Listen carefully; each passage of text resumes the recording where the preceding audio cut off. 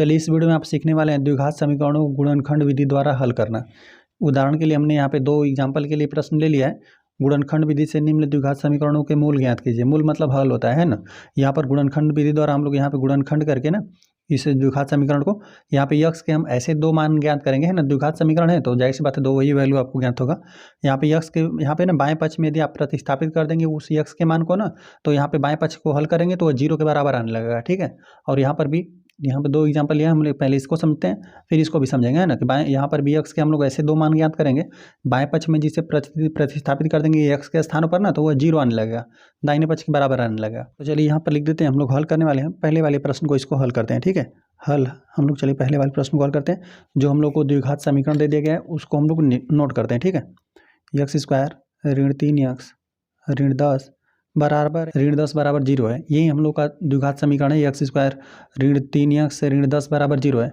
अब आपको क्या करना है ना, मध्य पद को दो पदों में आपको विभाजित करना है और इस प्रकार से हम लोग मध्य पद को दो पदों में विभाजित करके इसका गुणनखंड कर लेंगे, ठीक है। तो आपको सर्वप्रथम क्या करना है, सर्वप्रथम ना यहाँ पे जो प्रथम पद है, ठीक है, प्रथम पद और अंतिम पद का आपको गुणा करना है।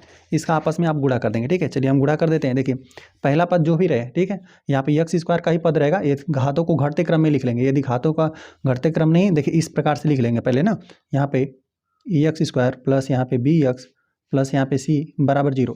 यही द्विघात समीकरण का व्यापक रूप है।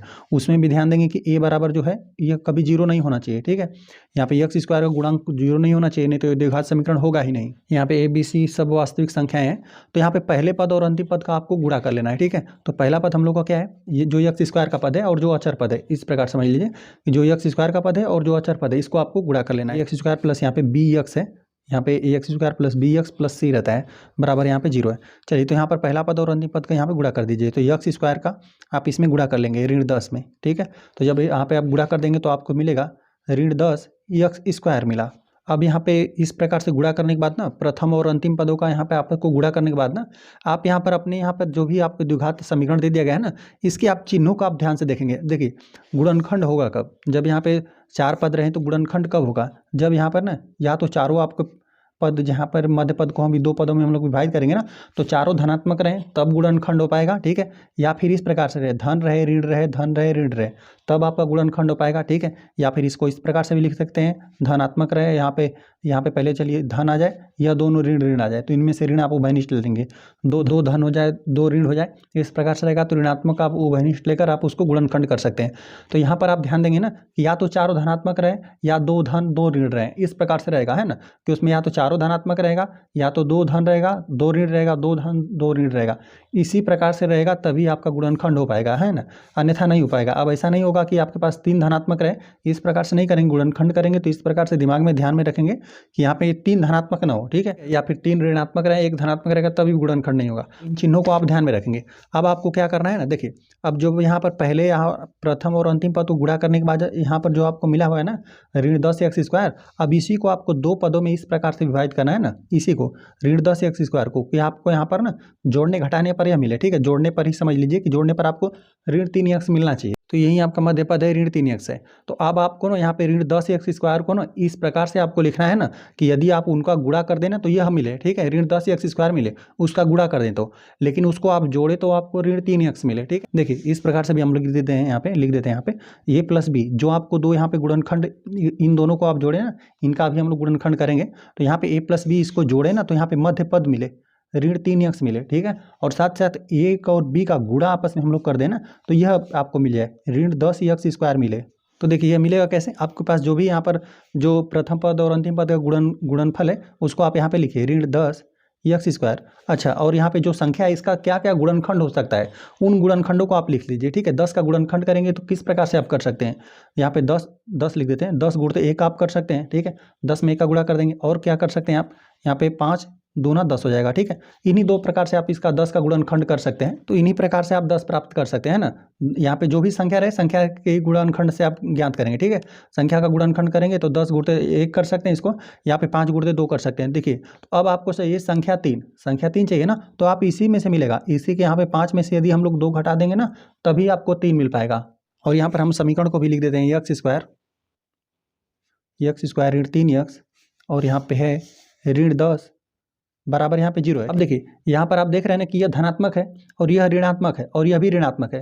तो हमें पता है ना कि इसको हम लोग को इस प्रकार से मध्य पद को दो पदों में विभाजित करना है ना कि एक हमें देखिए यह धनात्मक है और यह हो गया ऋणात्मक। तो यहाँ पर यह वाला पद किस प्रकार से रहना चाहिए, यह भी एक हमें धनात्मक चाहिए, एक ऋणात्मक चाहिए, तभी हम लोग गुणनखंड कर पाएंगे। ठीक है, तो यह इस प्रकार से बना लीजिए या तो इसको इस प्रकार से बना लीजिए। यहाँ पे धनात्मक और ऋणात्मक हो जाएगा या धनात्मक धनात्मक एक साथ कर लीजिए। ठीक है, देखिए हम इसको किस प्रकार से करेंगे। देखिए अब यहीं से मिला ना कि इन्हीं दोनों संख्याओं का अंतर मिल रहा है 3 आपको। ठीक है, जो संख्या 3 है यहाँ पे 10 और 1 के अंतर से तो मिलेगा नहीं, यहाँ पे 10 और यहाँ पे 5 और 2 के अंतर से मिलेगा आपको 3। ठीक है, और वो भी हम लोग को ऋणात्मक वाली संख्या अधिक चाहिए, है ना।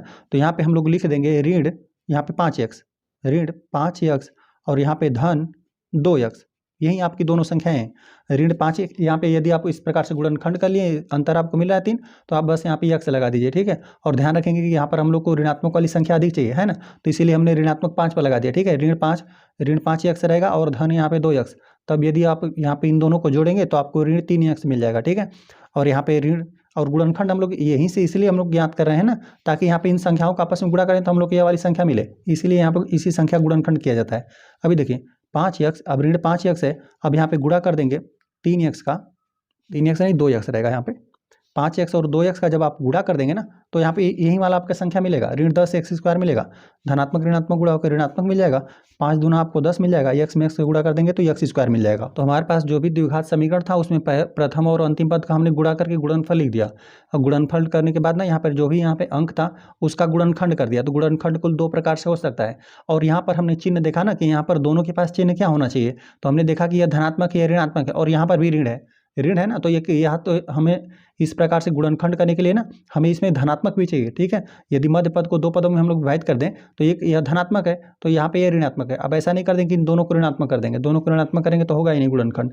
तो इसलिए यहाँ पे एक ऋणात्मक चाहिए, एक धनात्मक चाहिए, ताकि यहाँ पे धन धन 2 धन रहे और 2 ऋण रहे और आप आसानी से गुणनखंड उसका कर पाएंगे। ठीक है, तो यहाँ पे गुणनखंड हमने लिखा 5 गुणते 2 हो गया, यहाँ पे 10 गुणते 1 हो जाएगा। तो यहाँ पे देख रहे थे इसका अंतर आपको 3 नहीं मिल रहा था, तो यह नहीं हो पाएगा। तो यहाँ पे इसका 5 और 2 का अंतर आपको 3 मिल रहा था, तो अब आपको ध्यान देना था कि यहाँ पे ऋणात्मक वाली संख्या अधिक होना चाहिए। जब भी दोनों संख्याओं को जोड़े ना तो यहाँ पे मध्य वाला पद हम लोग को मिलना चाहिए। मध्य पद मिलेगा किस प्रकार से, देखिए यहाँ पे इसी को हमने अधिक वाली संख्या को ऋणात्मक लगा दिया। ठीक है, ऋण 5x में धन यहाँ पे 2x जोड़ेंगे तो आपको ऋण 3x मिल जाएगा, और वहीं ऋण 5x में और 2x में गुणा कर देंगे, धनात्मक ऋणात्मक ऋणात्मक मिल जाएगा, 5 दूना 10 हो जाएगा, x में x गुणा कर देंगे तो x² मिल जाएगा। यहाँ पे इन दोनों संख्याओं का गुणनफल प्रथम पद और अंतिम पद के गुणनफल के बराबर होना चाहिए और दोनों संख्याओं का योग मध्य पद के आपस में बराबर होना चाहिए। ठीक है, चलिए तो इसका गुणनखंड आपको यही मिला हुआ है। ठीक है, यही आपको गुणनखंड मिला हुआ है। यहाँ पे ऋण 3x के स्थान पर आपको यही रखना है। ठीक है, ऋण 5x धन 2x। चलिए तो यही प्रतिस्थापित करके अब इसका आप गुणनखंड आसानी से कर पाएंगे। तो यहाँ पे लिख देते हैं x² और इसके स्थान पर आप रख दीजिए ऋण 5x और यहाँ पे धन 2x, ऋण 10 बराबर 0। आप इसमें से किसी को भी पहले रख सकते हैं ना, धन 2x को भी पहले रख सकते हैं, ऋण 5x को भी पहले रख सकते हैं। अब मध्य पद को 2 पदों में विभाजित करने के बाद अब इस प्रकार से पहले 3 पद थे, अब कुल 4 पद हो गया। तो देखिए 2 पदों को साथ में लीजिए, इन पद और इन 2 पदों को साथ में लेंगे, इन दोनों पदों में से जो भी उभयनिष्ठ हो रहा है उसको उभयनिष्ठ ले लेंगे। ठीक है, अब आप देखिए यहाँ पर एक धन है ऋण है, धन है ऋण है, तो आपका गुणनखंड बन जाएगा। ठीक है, यदि 3 धनात्मक 1 ऋणात्मक रहता तो नहीं गुणनखंड बन पाता। ठीक है, तो यहाँ पे देखिए यहाँ पे x² है और यहाँ पे x है, तो इन दोनों पदों में से क्या हम लोग उभयनिष्ठ ले सकते हैं, x इसमें भी x इसमें भी, तो x उभयनिष्ठ ले लेते हैं तो क्या बचेगा, x ऋण 5, यहाँ पे 2 बार x था, x पर 2 घात, x का 2 बार गुणा था तो एक x हमने उभयनिष्ठ ले लिया, एक x बचा हुआ है। अब यहाँ से x ही पूरा हमने उभयनिष्ठ ले लिया तो सिर्फ ऋण 5 बचा हुआ है। अब यहाँ पे देख रहे हैं कि इन दोनों संख्याओं में, अब यहाँ पर देखेंगे भी आप x ऋण 5 आपको चाहिए, तो यहाँ पे देख रहे हैं इसमें भी 2x और यहाँ पे ऋण 10 है, तो इन दोनों पदों में क्या उभयनिष्ठ है, इन दोनों पदों में 2 उभयनिष्ठ है, तो यहाँ पे धन 2 उभयनिष्ठ ले लेते हैं। तो यहाँ पर धन 2 उभयनिष्ठ लेंगे तो यहाँ पे दोनों पदों में 2 से भाग दे दिए तो यहाँ पर सिर्फ x बचेगा और यहाँ पे ऋण 5 बचेगा, बराबर यहाँ पे 0। जब आप गुणनखंड सही किए रहेंगे, गुणनखंड यदि आप सही प्रकार से किए रहेंगे तो दोनों यहाँ पे जो कोष्टक रहेगा दोनों में सेम ही वैल्यू रहेगा है। यदि दोनों गुणनखंड में सेम वैल्यू नहीं है कोष्टक में तो आपने कहीं ना कहीं गलती किया हुआ है। ठीक है, अब देखिए यहाँ पर कुल अब पहले 4 पद था, अब यहाँ पे गुणनखंड लेने के बाद अब कुल 2 ही पद बना। ठीक है, एक पद यह बना, एक पद यह बन गया, तो इन दोनों पदों में से क्या उभयनिष्ठ है, x ऋण 5 उभयनिष्ठ है, तो x ऋण 5 को उभयनिष्ठ ले लेते हैं। x ऋण 5 को हमने उभयनिष्ठ ले लिया इन दोनों पदों में, तो यहाँ पर बचा हुआ है x और यहाँ पर बचा हुआ है धन 2, यहाँ पे बराबर हो गया 0। अब यहाँ पर क्या करते हैं, बारी बारी से दोनों को बराबर 0 करते हैं, तभी आप 2 मूल प्राप्त कर पाएंगे। ठीक है, तो हम लोग लिख देते हैं जब x ऋण 5, इसको हम लोग ले लेते हैं बराबर 0, तो यक्स का वैल्यू कितना 5 निकल कर आ जाएगा। और फिर लिख देते हैं जब, चलिए यहीं पे लिख देते हैं, जब x+2 बराबर 0 करेंगे तो x बराबर आपको -2 निकल कर आएगा। x बराबर -2 निकल कर आए तो यही इस द्विघात समीकरण के दो मूल निकले, ठीक है। इस द्विघात समीकरण के यही दो मूल हैं। यदि आप बाएं पक्ष में ना यहाँ पे x के स्थान पर यहाँ पे -2, यहाँ पर भी -2 रख के बाएं पक्ष कॉल करेंगे ना तो ये 0 आ जाएगा। यदि आप 5 भी रखेंगे x के स्थान पर ना, यहाँ पे 5 का वर्ग -3 × 5 -10 और इसको हल करेंगे तो आपको 0 मिलेगा। इन द्विघात समीकरण के मूल है। अतः यहाँ पर हम लोग लिख देते हैं, अतः द्विघात समीकरण के मूल x बराबर 5 -2 हैं, यही दो हैं। चलिए अब दूसरे समीकरण को हम लोग हल कर लेते हैं। तो देखिए अब यहाँ पर देख रहे हैं आप, समीकरण को देखेंगे ना तो यहाँ पे देखिए 2x² धन x है और ऋण 6 है बराबर 0 है। तो देख रहे हैं कि यह भी यहाँ भी धनात्मक है, ठीक है। 2x² पहला पद भी धनात्मक है, यह भी धनात्मक है, यह भी ऋणात्मक है। अच्छा अब क्या होगा, मध्य पद को हम लोग विभाजित कर देंगे ना तो यहाँ पे एक धनात्मक चाहिए एक ऋणात्मक चाहिए, तभी गुणनखंड होगा, क्योंकि यह धनात्मक है यह ऋणात्मक है। तो यहाँ पे मध्य पद को जो हम लोग दो भागों में विभाजित करेंगे ना, दो पदों में, तो ये एक धनात्मक चाहिए होगा एक ऋणात्मक चाहिए। तो पहले हम लोग सर्वप्रथम क्या काम करते हैं कि पहले प्रथम पद और अंतिम पद का गुणा करते हैं, ठीक है। प्रथम पद है 2x² और यहाँ पे अंतिम पद है यहाँ पे ऋण 6 है। चलिए तो हम लोग यहाँ पे 2x² और गुणा कर देंगे ऋण 6 का तो आपको मिल जाएगा यहाँ पे 6 दूना 12। यहाँ पे धनात्मक पहले चिन्हों को गुणा करेंगे, धनात्मक ऋणात्मक ऋणात्मक मिलेगा, 6 दूना 12 मिलेगा और x² मिलेगा। और यहाँ पर हम समीकरण को भी लिख देते हैं, द्विघात समीकरण दे दिया गया उसको भी लिख यहाँ पर हम लोग नोट कर देते हैं। यहाँ पर हमें दे दिया गया है x² 2x² है और यहाँ पे धन x है और ऋण 6 बराबर 0 है, ठीक है। तो यहाँ पर देखिए प्रथम और अंतिम पद का हमने गुणा कर दिया तो यहाँ पर हम लोग को ऋण 12 x² मिला। अब यहाँ पर जो संख्या है ना x² का जो गुणांक है उसका आप गुणनखंड कर लीजिए, उस संख्या का क्या क्या गुणनखंड हो सकता है। अच्छा 12 हम लोग कैसे कैसे प्राप्त कर सकते हैं, जब हम लोग ना 12 में 1 का गुणा कर देंगे तब आप 12 प्राप्त कर सकते हैं। जब आप 6 में 2 का गुणा कर दें तब आप लोग 12 प्राप्त कर सकते हैं, 6 दूना 12 और यहाँ पे 4 तिहाई 12। 4 में जब आप 3 का गुणा कर दें तब आप 12 प्राप्त कर सकते हैं। तो इतने ही प्रकार से आप 12 को प्राप्त कर सकते हैं, ठीक है। अब देखिए हमें पता है ना कि अंतर करना है, हम लोग को घटाना करना है, क्योंकि यहाँ पर यह धनात्मक है और यह ऋणात्मक है। तो ये जो मध्य पद हमें चाहिए ना वो धनात्मक ऋणात्मक ही होना चाहिए, ठीक है।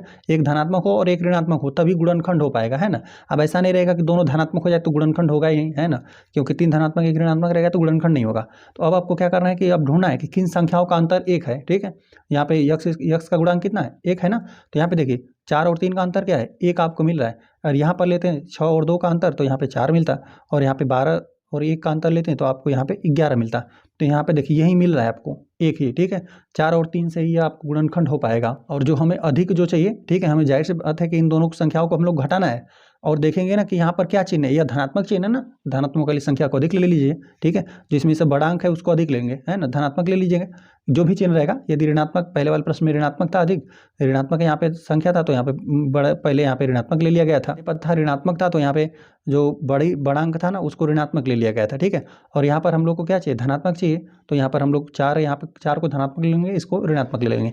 देखिए यही होगा, यहाँ पे ऋण 4x हो जाएगा। अब x लगा दीजिए, ठीक है, ऋण 4x और धन यहाँ पे 3x, इन्हों दोनों को आप जोड़ देंगे तो आपको यहाँ पे धनात्मक को हम लोग को अधिक लेना है ना, पहले वाले प्रश्न में ऋणात्मक था, इसमें हम लोग को धनात्मक लेना है। तभी यहाँ पे धन 4x रहेगा और यहाँ पे ऋण रहेगा ऋण 3x, तभी यहाँ पे 4x में से आप 3x घटा देंगे धन x बचेगा, ठीक है। तो यहाँ पे धन x लिख देते हैं, प्लस रहेगा ये चिन्ह प्लस x, और यहाँ पे इनका गुणनफल भी हम लोग लिख देते हैं 4x हो जाएगा और गुणा करना पड़ेगा ऋण 3x का, तभी आपको धनात्मक ऋणात्मक मिलेगा, धनात्मक ऋणात्मक गुणा होकर ऋणात्मक मिलेगा, 4 तिहाई 12 मिलेगा और x में x गुणा कर देंगे तो x² मिलेगा, जो कि आपका प्रथम पद और अंतिम पद का गुणनफल है। तो ये है मध्य पद को इसी प्रकार से दो भागों में विभाजित कर देंगे, धन 4x और ऋण 3x। बस इसी को आप नोट कर लीजिए। देखते हैं 2x² और यहाँ पे धन 4x और यहाँ पे ऋण 3x और ऋण 6 बराबर यहाँ पे 0 है। यहाँ पर यदि अभी घटा देंगे तो यहाँ पर 4x में से 3x घटाएंगे तो यहाँ पे मध्य वाला पद मिलना भी चाहिए, ठीक है। 4x में से 3x घटा देंगे तो आपको x मिल भी जाएगा, ठीक है। अब दो पदों को साथ में ले लीजिए, इस पद को इन दोनों पदों को साथ में ले लेते हैं। तो यहाँ पे देख रहे हैं इनमें इसमें भी 2 है, इसमें भी 2 इन दोनों पदों में से उभयनिष्ठ हो जाएगा, साथ साथ x भी उभयनिष्ठ हो जाएगा। तो 2x को उभयनिष्ठ ले लेते हैं इन दोनों पदों में से, ठीक है। तो यहाँ पे संख्या 2 तो उभयनिष्ठ हो गया, x² 2 बार था तो एक बार उभयनिष्ठ ले लिया तो एक x बचा हुआ है। अब यहाँ पर 2 से इसमें भाग देंगे 4 में तो 2 बचेगा, यहाँ पे धन 2 बचा हुआ है, यक्स तो आपने उभयनिष्ठ ले लिया है, ठीक है। तो यहाँ पे सिर्फ धन 2 बचा दूसरे पद में। अब यहाँ पे देख रहे हैं कि कोष्टक में दोनों हमें धनात्मक संख्या चाहिए, यहाँ पे दोनों पद है ऋणात्मक, तो हम लोग ऋणात्मक भी उभयनिष्ठ कर लेते हैं, ऋण के साथ ऋण चिन्ह के साथ ले लेते हैं, ऋण 3 उभयनिष्ठ ले लेते हैं। तो ऋणात्मक यदि आप किसी संख्या में से उभयनिष्ठ लेंगे ना तो जो भी संख्या रहेगा उसका चिन्ह बदल जाएगा, वो धनात्मक हो जाएगा। तो यहाँ पर हो जाएगा 3 तो आपने उभयनिष्ठ ले लिया, सिर्फ यक्स बचा, यहाँ पे 3 दूना 6, धन 2 बचा हुआ है, ठीक है। और यहाँ पे बराबर 0। देखिए अभी गुणा करेंगे ना तो यहाँ पे यह पद वापस भी मिलने चाहिए, ठीक है। 2x का x में गुणा कर देंगे 2x स्क्वायर मिल जाएगा, 2x का 2 में गुणा कर देंगे तो 2 दूना 4x हो जाएगा, ठीक है। अभी यहाँ पे ऋण 3 का x में गुणा कर देंगे तो धनात्मक ऋणात्मक ऋणात्मक हो जाएगा, और 3 का x में गुणा कर देंगे 3x हो जाएगा। यहाँ पर भी ऋणात्मक धनात्मक गुणा कर देंगे तो ऋणात्मक हो जाएगा, और 3 दूना 6 हो जाएगा। यह सब पद वापस भी आने चाहिए, ठीक है। इस प्रकार से आप ध्यान रखते हुए करेंगे, उभयनिष्ठ लेंगे तो आप ध्यानपूर्वक करेंगे, ठीक है। चलिए अब देख रहे हैं कि यहाँ पर पहले 4 पद था, अब यहाँ पे दोनों पदों में से यहाँ पे उभयनिष्ठ लेने के बाद ना अब कुल 2 ही पद बना, ठीक है। एक पद यह हमें पता है ना कि धनात्मक ऋणात्मक बीच में रहता है, तो उसी से हम लोग पद को गिनते हैं, ठीक है। तो ये सिर्फ ये एक पद है, यह 2 पद है, ठीक है, 2 पद है। अब इन दोनों पदों में से ना यहाँ पे देख रहे हैं कि यह जो गुणनखंड बना है x + 2 दोनों में से उभयनिष्ठ है, तो x + 2 को आप उभयनिष्ठ ले लेंगे, ठीक है। x + 2 को उभयनिष्ठ लें तो यहाँ पर बचा का पहले पद में बचा क्या 2x, और यहाँ पे ऋण 3 बचा, और बराबर इधर 0। अब चलिए यहाँ पे बारी बारी से अब यह गुणनखंड हमने कर दिया, जो भी हम लोग के पास द्विघात समीकरण था उसका हमने गुणनखंड कर दिया। अब बारी बारी से आप यहाँ पे जब लिख दीजिए, जब x + 2 बराबर 0 तब x का वैल्यू कितना ऋण 2 निकल जाएगा। यहाँ पे धन 2 बराबर को उधर पक्षांतर कर देंगे, ऋण 2 हो जाएगा। यदि ऋण 2 इस बाएं पक्ष में आप प्रतिस्थापित कर देंगे ना x के स्थानों पर और हल करेंगे तो यह 0 आ जाएगा, दाहिने पक्ष के बराबर आ जाएगा। और फिर हम लोग लिख देते हैं जब यहाँ पर एक हमें यह मिला हुआ है ना 2x ऋण 3 बराबर यहाँ पे 0, तो यहाँ पे इसको हम लोग बराबर को उधर पक्षांतर कर देंगे तो यहाँ पे ऋणात्मक है तो पहले धनात्मक हो जाएगा, 2x बराबर यहाँ पे धन 3 हो जाएगा, ऋण 3 था बराबर को उधर जाए पक्षांतर करेंगे धन 3 हो जाएगा, यहाँ 2 गुणा में भागा में चला जाएगा, तो x बराबर 3 बटा आपको 2 मिलेगा। तो x के स्थान पर यदि इस द्विघात समीकरण में x के स्थान पर 3 बटा 2 भी प्रतिस्थापित करेंगे बाएं पक्ष में तो उसे हल करेंगे तो 0 आ जाएगा। अतः इस द्विघात समीकरण का हम लोग को हल यही निकल कर आया, ठीक है। यहाँ पर हम लोग लिख देते हैं अतः इस द्विघात समीकरण की हम बात कर रहे हैं, अतः लिख देते हैं द्विघात, जो भी हम लोग का द्विघात समीकरण था, समीकरण के मूल या हल कह दीजिए, हल कितना x बराबर ऋण 2 कामा 3 बटा 2 है। तो इसी प्रकार से द्विघात समीकरणों का गुणनखंड किया जाता है। इस प्रकार से हमने 2 उदाहरण लिया और आपको समझाया कि इस प्रकार से द्विघात समीकरणों का गुणनखंड किया जाता है।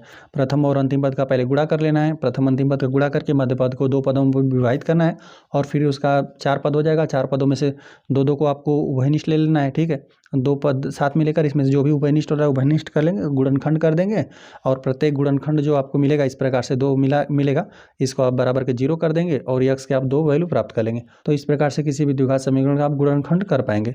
चलिए ठीक है, वीडियो पसंद आया तो वीडियो को एक लाइक कर दीजिए, चैनल पर नए हैं तो कृपया चैनल को सब्सक्राइब कर दीजिए।